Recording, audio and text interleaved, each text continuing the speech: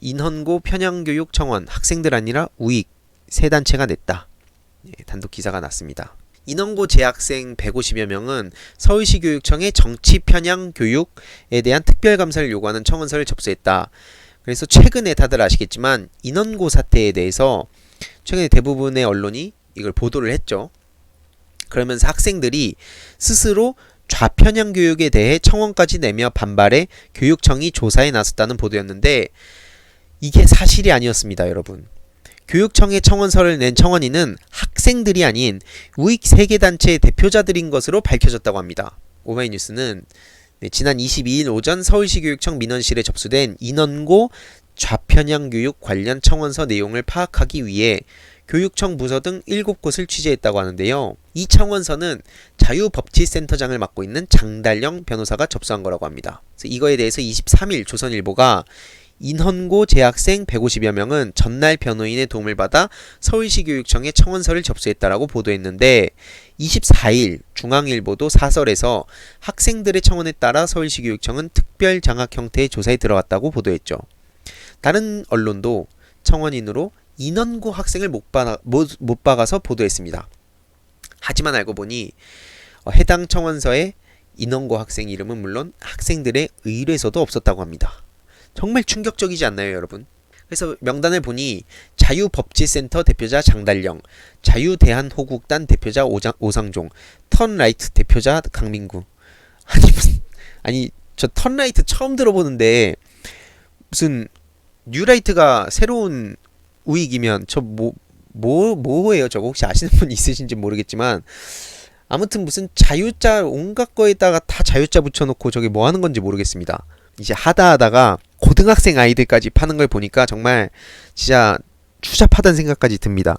그래서 청원서에 인헌고 교직원의 학생에 대한 정치적, 개인적 편견의 전파 및 반일운동 강요 등의 학생 인권 논란 관련하여 인헌고에 대하여 특정 감사를 해주길 바란다고 적었다고 하는데요.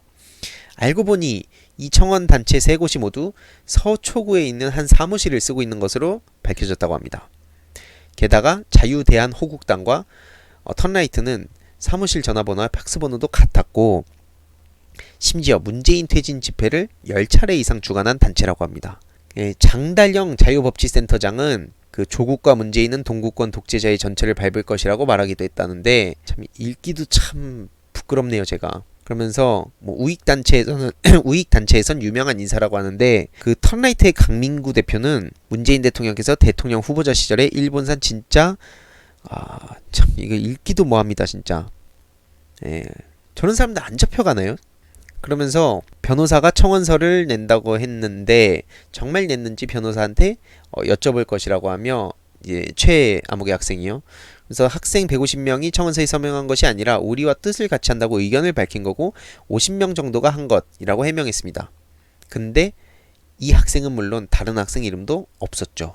그래서 정말 이런 걸 보더라도 여러분 어떤 생각이 드십니까? 이게 지금 하다가 최근에 얼마 전까지만 하더라도 그 대학생들을 이용했잖아요.